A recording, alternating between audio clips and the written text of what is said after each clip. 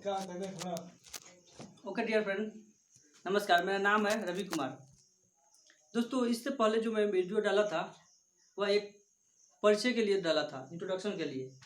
और आज मैं शुरू करूंगा एक विधिवत जो मॉडर्न हिस्ट्री है। और मॉडर्न हिस्ट्री में चालू करेंगे भारत में यूरोपीय कंपनियों का आगमन, और देखेंगे कि भारत में यूरोपीय कंपनी का आगमन हो रहा है तो किन दशाओं में आगमन हो रहा है, यूरोप के उस समय क्या दशा थी, और आने के बाद वो कंपनी क्या क्या नीति अपनाता है, कैसे उसके बाद भारत में राजनीतिक, सामाजिक और धार्मिक बदलाव आता है। और सबसे ज़्यादा बदलाव आता है वह ब्रिटिशों के द्वारा आता है। एक्चुअल में जो है भारत में यूरोपीय कंपनी का आगमन वह आधुनिक भारत में नहीं है, बल्कि वह मध्यकालीन भारत में है। लेकिन यहाँ पढ़ने का उद्देश्य यही है, कारण यही है कि इन्हीं जो कंपनी है उसमें से एक कंपनी जो है भारत में राज करता है। तो इसलिए यहाँ पर एक तरह से इसकी भूमिका का स्तर पर, एक समझने का स्तर पर यहाँ देखेंगे। तो सबसे पहले यही है कि देख लेते हैं कि भारत में यूरोपीय कंपनियों का आगमन जो है, यूरोपियों का आगमन क्रम क्या रहता है, क्योंकि सभी परीक्षा में सबसे पहले यही पूछने का चांस बहुत अधिक रहता है। इसलिए पहले यही देख लेते हैं, उसके बाद देखेंगे कि भारत में क्यों आता है, किन दशाओं में आता है। तो देखिए, जो सबसे पहले भारत में आता है यूरोपीय, वो आता है पुर्तगाल।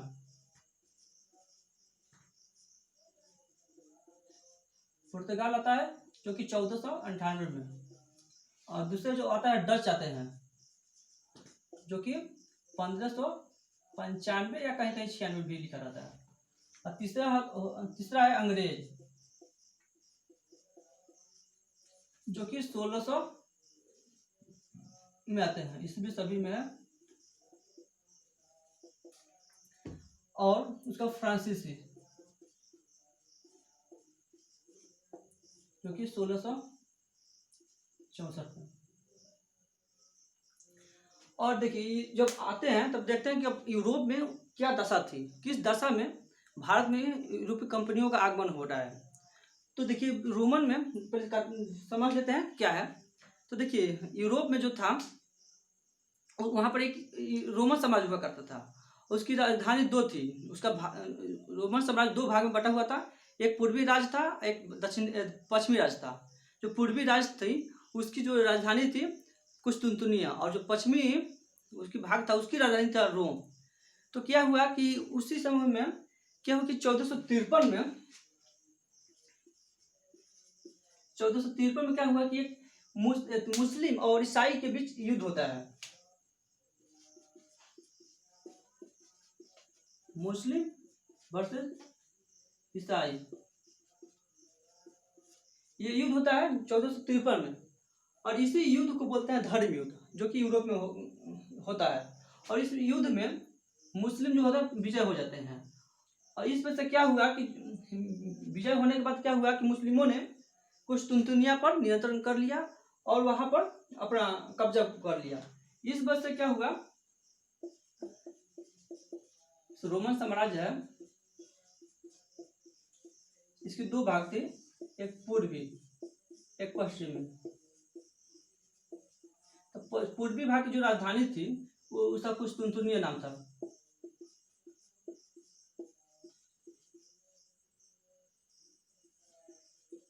कुस्तुनतुनिया थी। तो यही इसी कुस्तुनतुनिया पर मुस्लिमों का नियंत्रण हो गया। जो कि कुस्तुनतुनिया थी वह यूरोप और पूर्वी देशों से व्यापार के लिए एक अद्वितीय रास्ता था। और इसी मार्ग से यूरोप और पूर्वी देश के साथ व्यापार होता था। अब जब यहाँ 1453 में जब यहाँ पर इसका नियंत्रण हो गया तो ईसाई, जितना भी ईसाई व्यापारी थे यूरोप के, उस सभी के लिए मार्ग अवरुद्ध सा हो गया। और इस वजह से क्या हुआ कि मार्ग अवरुद्ध हो गया। तब क्या हुआ कि जो व्यापारी हैं और या शासक भी हैं, व्यापार करने के लिए नए नए भौगोलिक खोज के लिए प्रेरित हुए, खोजों की चेतना जगी। और इसी काल में क्या हुआ कि पुनर्जागरण का भी काल चलता है। जिस वजह से क्या हुआ कि यूरोप में पुनर्जागरण करने का तात्पर्य है कि यहाँ मानव केंद्रित हो गया। पहले क्या था मध्यकालीन में कि मानव केंद्रित नहीं था, मानव पर धर्म का बहुत बड़ा पकड़ था। इस वजह से वहाँ कुछ भी होता था तो वहाँ धर्म के अनुसार होता था। लेकिन अब यहाँ धर्म युद्ध होने के बाद क्या हुआ, धीरे धीरे मानव केंद्रित हो गया, मानव की चेतना, मानव के तर्क और विवेक पर बल दिया जाने लगा। और इसी वजह से क्या हुआ कि भौगोलिक खोज का शुरुआत होता है। और उसी कारण में क्या हुआ कि स्पेन और पुर्तगाल जो दो देश हैं, ऐसे देश हैं जिन्होंने सबसे आगे बढ़ चढ़कर भौगोलिक खोज के लिए आगे आते हैं। इसी कारण में क्या हुआ कि स्पेन निवासी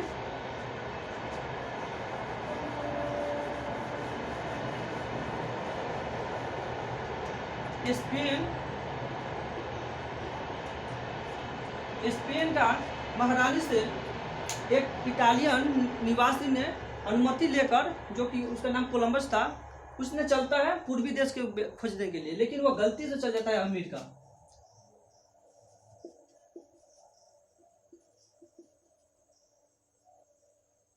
तो कोलंबस है वो चलता है पूर्वी देश को खोजने के लिए, लेकिन चल जाता है कोलंबस।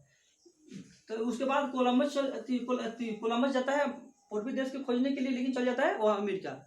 तो इस वजह से वहाँ पर अब इसको कोलंबस को अमेरिकी क्रांति से जोड़ के देखेंगे, यहाँ पर उसको नहीं देखेंगे, क्योंकि यहाँ पर भारत के हम इतिहास पढ़ रहे हैं, इसलिए भारत के परिप्रेक्ष्य में पढ़ेंगे, लेकिन उसको एक ध्यान देने के लिए पढ़ जान गए।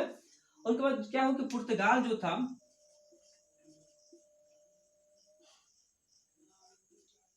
पुर्तगाल के जो शासक थे हेनरी करके एक राजकुमार थे, उन्होंने नए भौगोलिक खोज के लिए उनको बहुत उत्साह था, उनको बहुत ही मन था खोजने के लिए, उनकी रोचक थी। तो इस वजह से क्या हुआ कि उन्होंने एक सबसे पहले एक बार्थोलोमेव दियाज को भेजा खोजने के लिए, लेकिन बार्थोलोमेव दियाज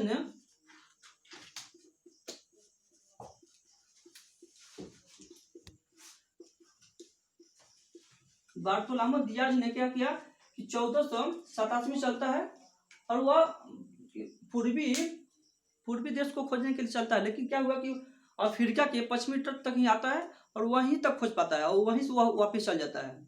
और जो अफ्रीका के जो पश्चिमी तट है उसका एक नाम दिया, उसका नाम था केप ऑफ गुड होप।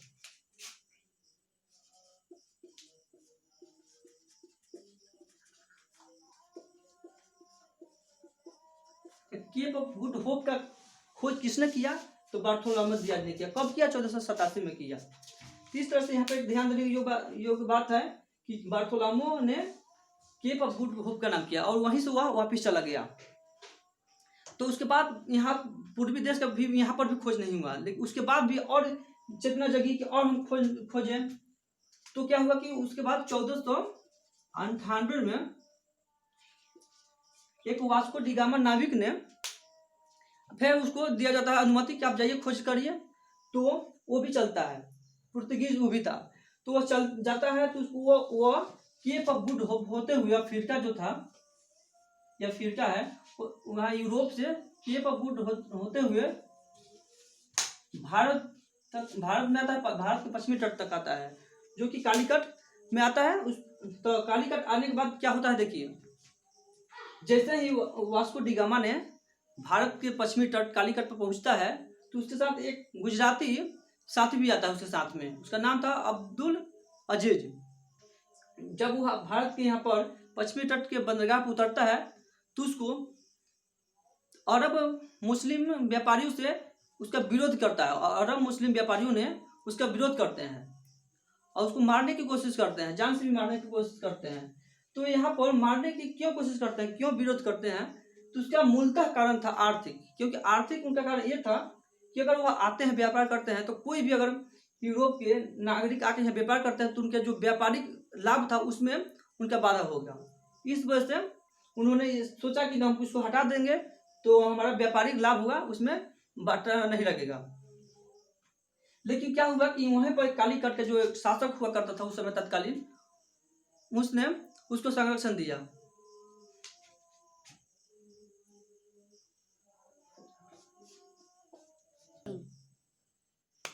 तो केप तब यहाँ पर उतरता है तो उसको जमोरिन ने उसको स्वागत करता है और अपने राज दरबार में ले जाता है, उसको स्वागत करता है।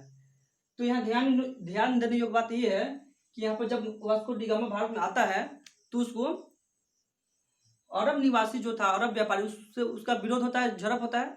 लेकिन फिर वहाँ पर जमोरिन उसका एक शासक है, वहाँ राजा होता था, उसने उसको स्वागत किया और अपना संरक्षण दिया। तो उसके बाद जब यहाँ पर जब लौटने लगा तो अपने नाव में कुछ सामान लेकर गया उसमें, जो कि मुख्य रूप से था चंदन की लकड़ी, रेशम वस्त्र, और मुख्य रूप से मसाला भी था। जब वो यहाँ से लेकर गया यूरोप में तो उसको वहाँ 60 गुना उसका लाभ प्राप्त हुआ। तो इस वजह से यहाँ पर उसका आर्थिक महत्व को पता चला। तो उसके बाद यहाँ से अब शुरू होता है पुर्तगीज का भारत में स्टार्ट हो जाता है। तब देखते हैं कि भारत में आने के बाद क्या क्या नीति अपनाया, क्या कार्य किए, उसके बाद क्या करते हैं। तो जैसे भारत में आते हैं पुर्तगीज तो उनका मुख्य उद्देश्य था आर्थिक लाभ कमाना, व्यापार करना। तो इस वजह से शुरू में आते हैं। तो 1503 में क्या होता है, कोचीन में सबसे पहले अपना व्यापारिक बस्ती का निर्माण करते हैं और यहाँ पर कंपनी या कारखाना का स्थापना करते हैं। 1503 में कोचीन में कारखाना का स्थापना करते हैं। कारखाना या कंपनी, तो कारखाना या कंपनी कहने का तात्पर्य हुआ कि वहां पर कोई उत्पादक स्थान से नहीं है। वहां पर जो कारखाना या कंपनी कहा जाता था वह एक गोदाम की तरह, क्योंकि वहां पर जो भी भारत में वस्तु बेचा जाता था उसका क्रय करके इस गोदाम में रखा जाता था और यहाँ से फिर नाव पर लाद कर वह यूरोप में ले जाकर उसका बिक्री किया जाता था। तो वहां पर अगर परीक्षा में कोई पूछ ले, परीक्षा में अगर आता है कि भारत में यूरोपीय कंपनियों के आगमन के क्रम में वहां पर कंपनी का तात्पर्य क्या है, जो कि पीटी में पूछा जाता है, तो यहाँ ध्यान रखिएगा कि मैंने यहाँ पर कोई उत्पादक स्थान से नहीं है बल्कि वह एक गोदाम की तरह है। और एक और बात कि जो कारखाना बनाने की पद्धति उन्होंने किनसे सीखा, तो एक इटालियन व्यापारियों से सीखा जो कि भूमध्य सागर के आसपास में रहकर अपने कारखाना या किले का निर्माण करते थे। उनसे पुर्तगीजों ने इस पद्धति को सीखा। और उसके बाद प्रथम पुर्तगाली बस्ती था, कोठी कहिए, कारखाना कहिए, कोठी कहिए या बस्ती कहिए। बस्ती कहने का तात्पर्य हुआ कि जहाँ पर व्यापारी अपना स्थान बनाते हैं वहाँ पर जो भी उनका कंपनी के कर्मचारी थे उन रहते थे तो उनका एक बस्ती हो जाता था, इसलिए बस्ती बोलते हैं। कोठी इसलिए बोलते हैं क्योंकि वहाँ उनका सभी प्रकार जो भी अधिकारी थे रहते थे उनका कोठी कहलाता था। और गोदाम तो समझते हैं। तो उसके बाद 1505 में दूसरा कन्नूर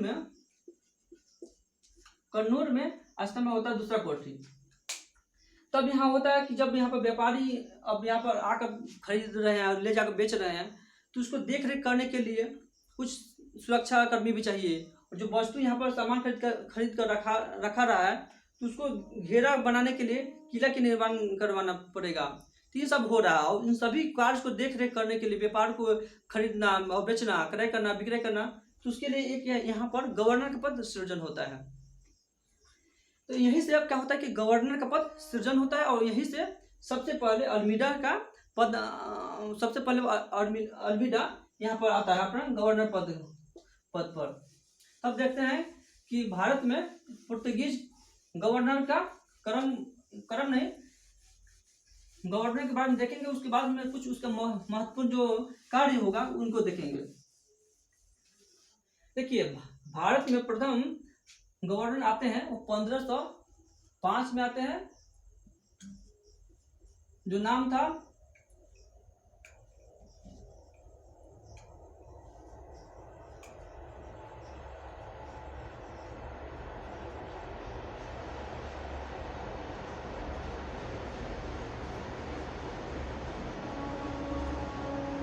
फ्रांसिस्को डी अल्मीडा।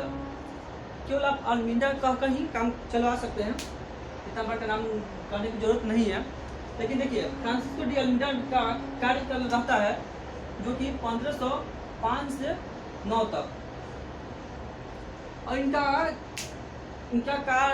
जो महत्वपूर्ण कार्य है उनको बस 3-4 पॉइंट में हम देख सकते हैं, यही काफ़ी है। सबसे पहले इनके बारे में यह याद रखना होगा कि प्रथम पुर्तगीज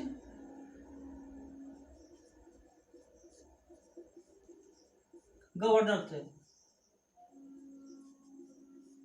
प्रथम पुर्तगीज गवर्नर जब यह भारत में आते हैं तो अपना व्यापार कायम करने के लिए क्या करते हैं कि मुस्लिम व्यापारी शासकों से युद्ध करते हैं और होर्मुज पर अधिकार करने के लिए एक युद्ध भी लड़ते हैं, जो कि 1508 में शुरू करते हैं।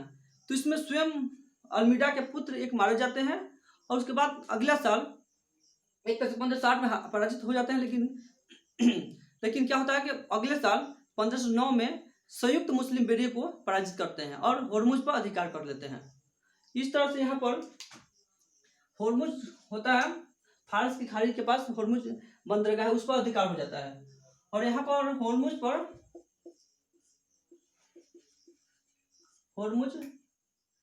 पर अधिकार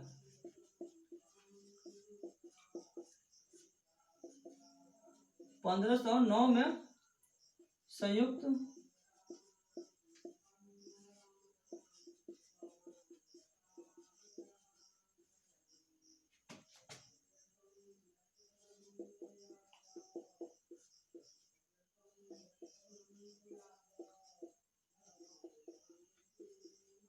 पराजित 1509 में संयुक्त मुस्लिम बेड़ों को पराजित करके होर्मुज पर अधिकार कर ली है।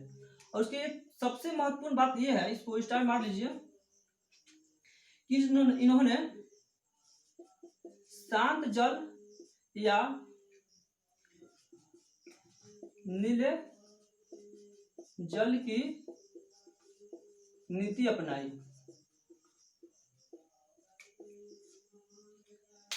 तो फ्रांसिस्को डी अल्मीडा के बारे में 3-4 पॉइंट आप जानते हैं तो काफी है। अब सभी परीक्षा में आपको इससे अधिक नहीं आ सकता है, 90% से अधिक नहीं आ सकता है। तो इसलिए इतना ही बारे में इसको समझिए। और उसके बाद अगले देखते हैं कि इसके बाद जो गवर्नर आते हैं, आप देख सकते हैं, स्क्रीनशॉट मार सकते हैं। तो दूसरा है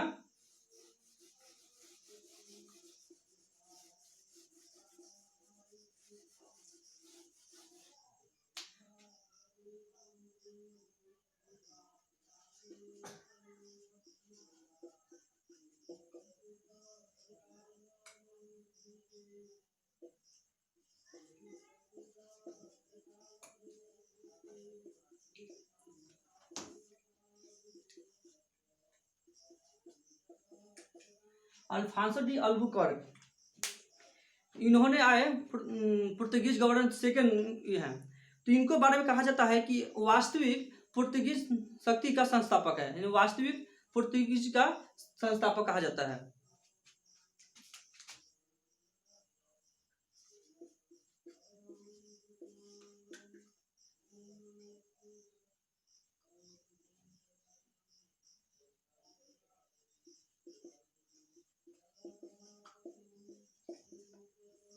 पुर्तगीज शक्ति का वास्तविक संस्थापक कहा जाता है।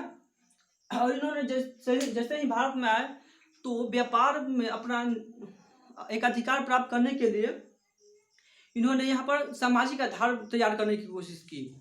और उसी क्रम में क्या हुआ कि इन्होंने पुर्तगीज पुरुषों को भारतीय महिला से विवाह के लिए प्रेरित किया। तो यहाँ ये भी देख सकते हैं,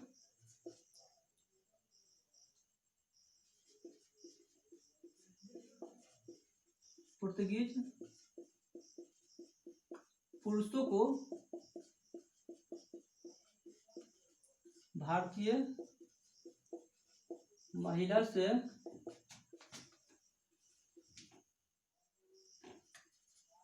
विवाह को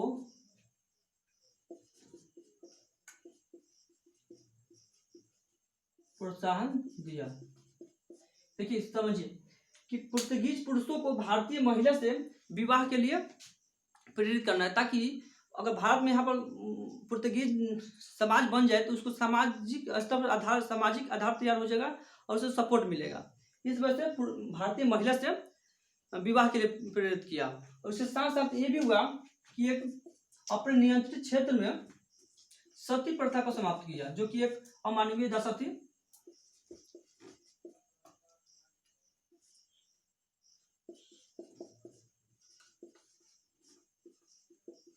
प्रतिबंध किया।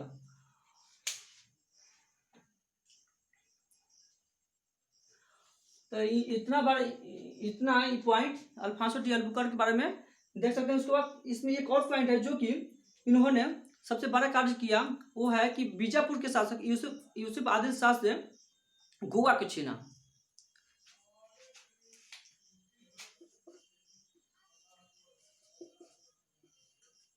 बीजापुर से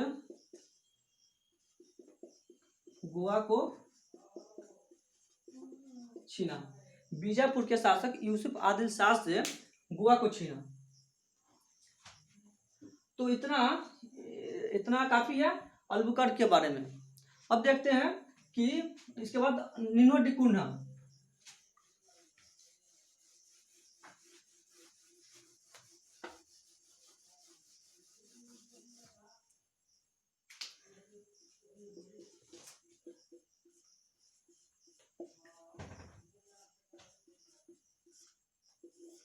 निनो डी कुन्हा के बारे में देखेंगे कि इन्होंने इनके बारे में क्या महत्वपूर्ण कार्य है, क्या ध्यान देने योग्य बात है।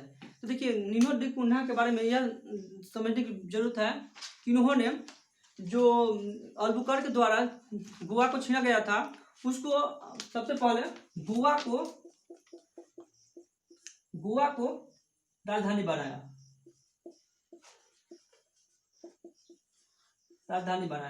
तो यहाँ ध्यान देने योग्य बात है कि अल्बुकर्क ने गोवा को बीजापुर के शासक से छीना था, जबकि निनो डी कुन्हा ने गोवा को राजधानी बनाया।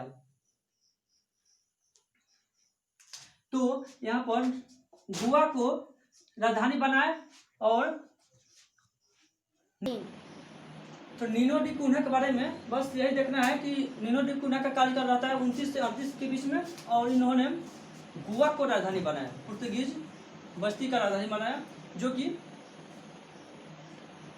1530 में। और 34 में बेसिन में 1534 में बेसिन तथा 1535 में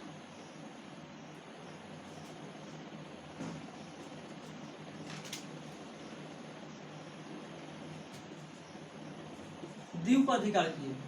तो निनो डी कुन्हा के बारे में 3 पॉइंट याद रखना है कि निनो डी कुन्हा जो आते हैं 29 में और उनका कार्यकाल रहता है 1529 से 38 के बीच में, जो कि 1530 में वो गोवा को राजधानी बनाते हैं और 34 में बेसिन पर और 1535 में द्वीप पर अधिकार करते हैं। और इसके साथ साथ एक और भी है कि पुर्तगीजों के द्वारा एक और नीति को अपनाया जाता है, जो कि है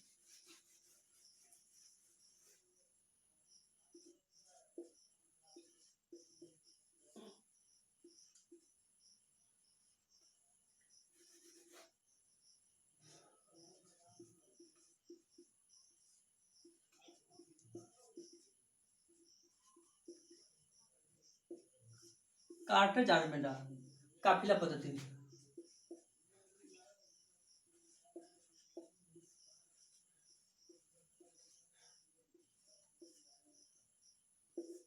कार्टेज आर्मेडा काफिला पद्धति पुर्तगीजों के द्वारा चलाया गया एक नीति है, और इसके तहत इसमें यह व्यवस्था था कि इसका मतलब यह हुआ कि जो भी समुद्र में अपना नाव उतारते हैं, व्यापारिक नाव, तो उसको उतारने से पहले पुर्तगीज से पहले अनुमति लेना पड़ेगा, और पुर्तगीज जब तक वह अनुमति नहीं देंगे तब तक वह नाव में नहीं उतार पाएंगे, और जब वह अनुमति देने के बदले में वो शुल्क लेते थे।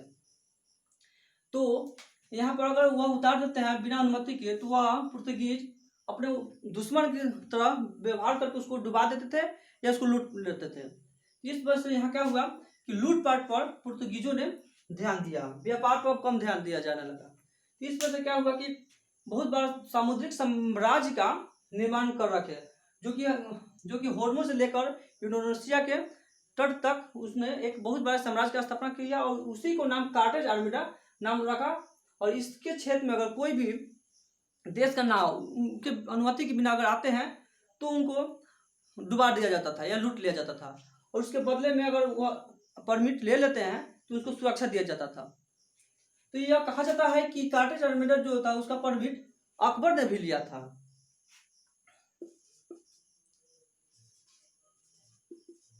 अकबर ने भी कार्टेज आर्मेडा पद्धति, काफिला पद्धति का भी पुर्तगीजों से अनुमति लिया था।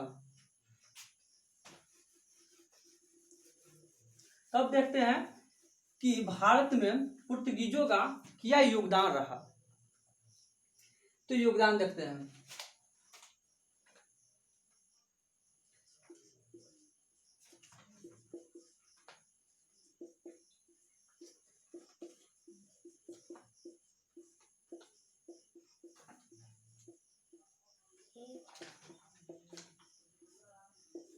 पुर्तगीजों का भारत में क्या योगदान रहा, तो देखिए सबसे पहले कि भारत में कुछ फसल है जो कि पुर्तगीजों का देन है, जैसे मक्का, आलू, पपीता, लाल मिर्च का खेती करना इत्यादि। ये जो है वो पुर्तगीजों का देन है।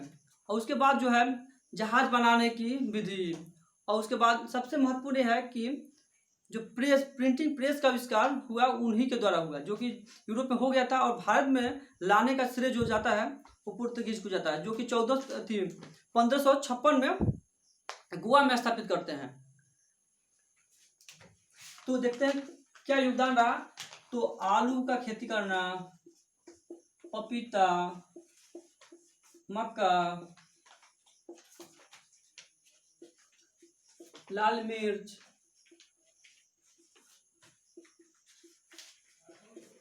उसके बाद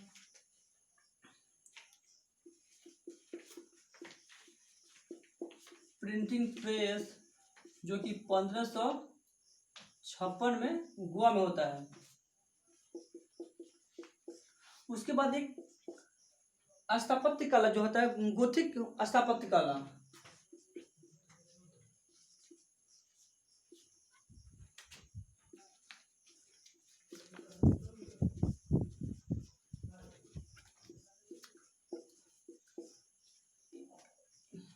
इन सभी का पुर्तगीजों का भारत में योगदान रहा। तब देखते हैं कि भारत में कि इसके बाद विफलता का क्या कारण रहा, असफलता का कारण क्या रहा, इन सब होने के बाद विफलता का क्या कारण रहा।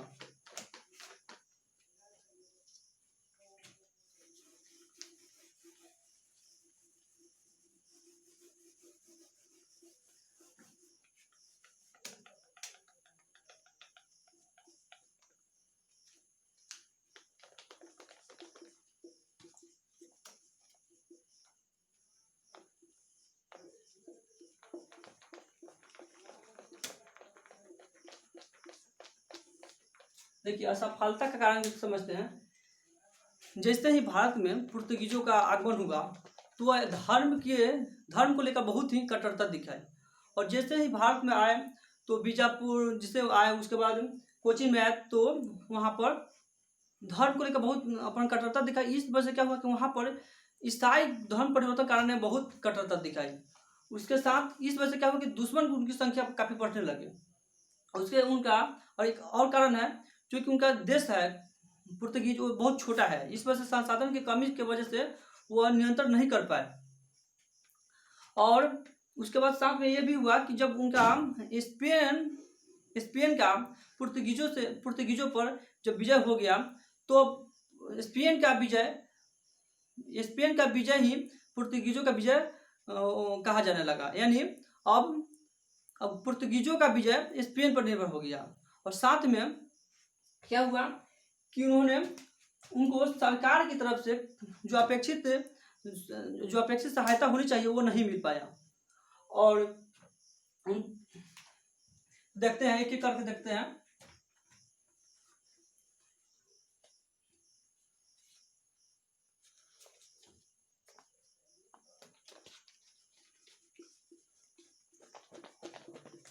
पुर्तगाल एक छोटा राज्य था, जिसके कारण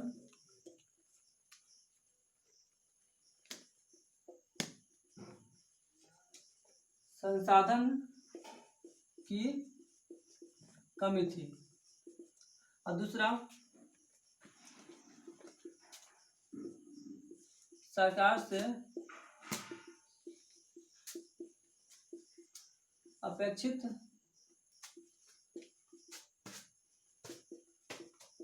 सहायता का न मिलना। और साथ में देखेंगे कि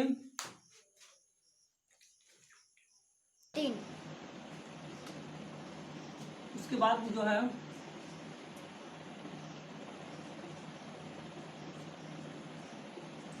पुर्तगीज समाज पर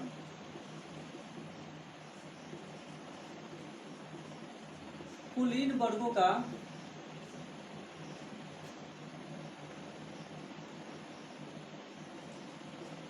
नियंत्रण था। इस सेंटेंस का मतलब समझते हैं। पुर्तगीज जो समाज थी उस पर वहाँ के कुलीन वर्ग का नियंत्रण था, और इस वजह से क्या हुआ कि कुलीन वर्ग का नियंत्रण हो जाने से वहाँ व्यापारिक हित बाधित हुआ, यानी व्यापार जो व्यापारियों का हित है वो कुलीन वर्गों के हित के अधीन हो गया। इस वजह से कुलीन वर्ग नहीं चाहते थे कि व्यापार हो और दूसरे देश पर नियंत्रण हो। कुलीन वर्ग को देखिए, कुलीन वर्ग जो है, कुलीन वर्ग कहते किसको है? कुलीन वर्ग उसको बोलते हैं जैसे जमींदार हो गया, जमींदार हो गया, धार्मिक धार्मिक मुखिया होते हैं धर्म का, वो हो गए, राज परिवार इत्यादि को कुलीन वर्ग कहा जाता है, जो कि एक इन सभी को धार्मिक इन सभी को कुलीन वर्ग के अंतर्गत रखा जाता है। और देखा जाए मध्य वर्ग, मध्य वर्ग किसको कहते हैं? मध्य वर्ग जो बोलते हैं जो आधुनिक शिक्षा पाते हैं उसको बोलते हैं मध्य वर्ग। जो अपना प्रतिष्ठा आधुनिक शिक्षा पाकर स्वयं अर्जित करते हैं उसको बोलते हैं मध्य वर्ग। इसमें आते हैं शिक्षक, इंजीनियर,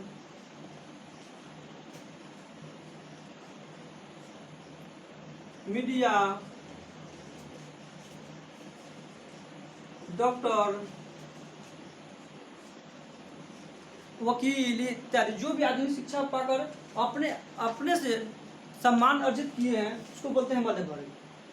और कुलीन वर्ग उसको बोलते हैं जमींदार, धार्मिक मुखिया, राज परिवार जो भी है उसको बोलते हैं कुलीन वर्ग। तो क्या हुआ कि पुर्तगीज जो समाज था उस पर कुलीन वर्ग का नियंत्रण अधिक था, और इस वजह से क्या हुआ कि व्यापारी का हित अब कुलीन वर्ग के अधीन हो गया। अब अगला कारण जो है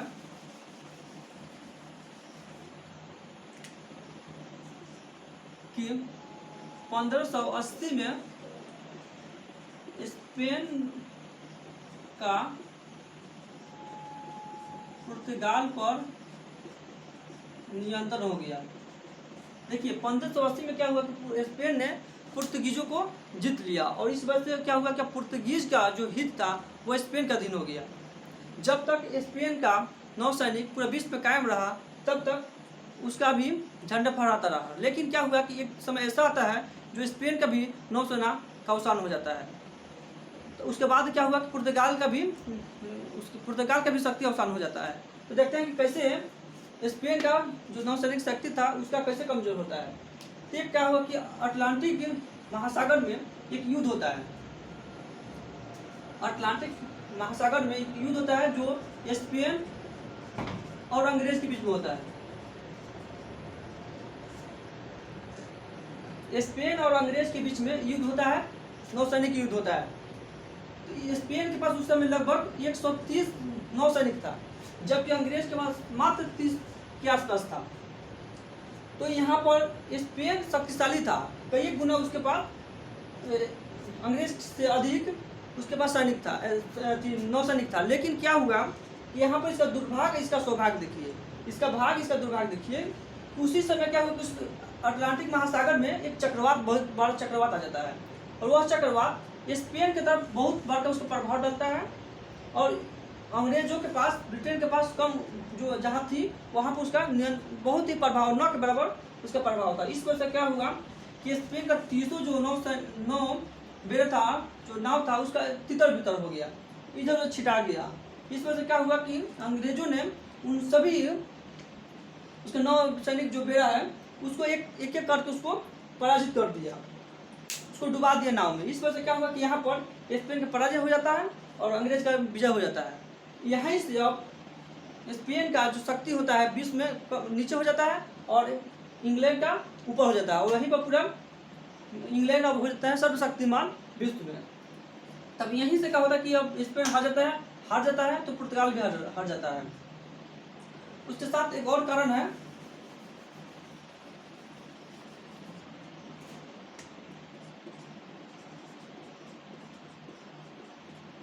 धार्मिक कट्टरता। तो इस वजह से क्या हुआ कि पुर्तगीजों का भारत में विफलता रहा। तो दोस्तों यहाँ तक समाप्त हो जाता है भारत में पुर्तगीजों का आगमन। तो अगर आपको अच्छा लगी तो लाइक करें, कमेंट करें, शेयर करें। धन्यवाद।